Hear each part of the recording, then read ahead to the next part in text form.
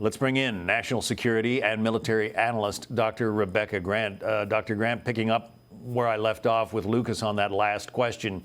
Yes, the Houthis are the target, but it's just as much a message to the Ayatollahs in Tehran, isn't it? Yes, it is. And all I can say about these strikes is finally, this situation in the Red Sea has dragged on just far, far, far too long.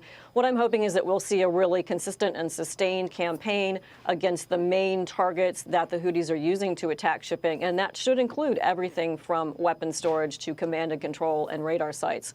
And because Iran supplies and supports the Houthis, of course, backed by China, who has recently sent a ship with missile propellant ingredients over to Iran, so Iran will get this message as well. And great work here by the Harry S. Truman, Carrier Air Wing 1, and of course there'll be some land-based U.S. Air Force fighters participating too. It's great to see our joint forces in action. General Kirill is doing the right thing. Why did we tolerate this? I mean, as I mentioned with Lucas, the U.S. Navy was in the most sustained combat campaign since World War II under the previous administration. Why did we put up with it?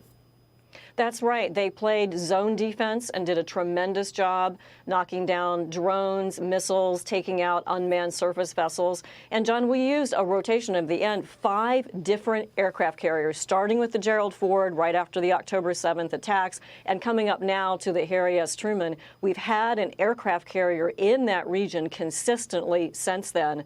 What I like is seeing us use the striking power. President Trump has been really smart to use the striking power of the U.S. aircraft carrier to really get after these Houthi rebels. Remember, that's an illegitimate regime. The UN doesn't recognize them. They've been there a long time, but they're now creating a level of chaos, and we can't afford to have shipping closed off and our forces pinned down. So it was time to take offensive action, and I'm really glad President Trump has done it. The regime may be illegitimate, but there are about 35 million people or so in Yemen, and virtually all of them are under the control of the Houthis. So is this possibly the first stage of knocking that regime out of power?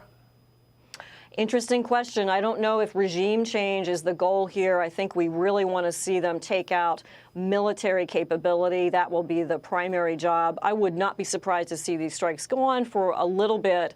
And then, again, this has really got to send that message to Iran to stop supplying. We want to take out the weapon storage areas, the radar sites. And Iran has a ship there that they use to help the Houthis target maritime traffic. We need to end all of that. And so I hope the Ayatollah is really going to reconsider his military support down there, and that we use our U.S. military forces in a way that makes a very strong statement that we're done. We're done with these attacks against international shipping. This cannot go on, no matter how much Yemeni Houthi military capability we have to blow up. Yeah, the Houthis are already saying that 9 civilians have been killed in these attacks, 9 injured, that according to the health ministry that the Houthis run.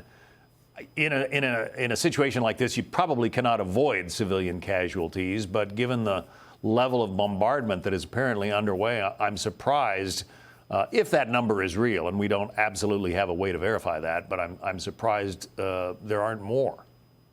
Avoiding civilian casualties is a big requirement. This is part of the reason for striking at night. And remember, every target selected goes through a collateral damage evaluation, particularly if it's a building that's close in among some civilian facilities. But the vast majority of these things are straight up legitimate military targets, active radar sites, active missile launch sites, et cetera. And I know that our planners in Central Command are being extremely careful to target military targets. That's what they want to hit. They don't want to waste ordnance either. We don't want to see collateral damage. They want to get after their target objectives and get that task done. President Trump liked to point to the fact that during his first term there were no wars launched. But is this tantamount to launching a war against the Houthis? Reminds me more of President Trump's first-term campaign against ISIS, when in a pretty short amount of time he wiped out the rest of that caliphate. I think it would be great for the Houthis to meet the same fate of being militarily taken apart as a viable military operation. They're doing absolutely no good. They are terrorists, they are pirates, they are affecting world shipping, and they've launched strikes against Israel. And what a mistake they made to pop back up, trying to influence events in Gaza yet again. Now they're going to feel the full weight of U.S. military power with the aircraft carriers, our fighters. B-2 bomber wouldn't surprise me as well, and that's due to President Trump. You know, the new sheriff in town, we are doing a new policy, and this is it for the Houthis. I kind of wonder if they're the equivalent of the last man standing. I mean, Iran has its proxy armies, Hezbollah and Hamas. Those have been decimated by the Israelis.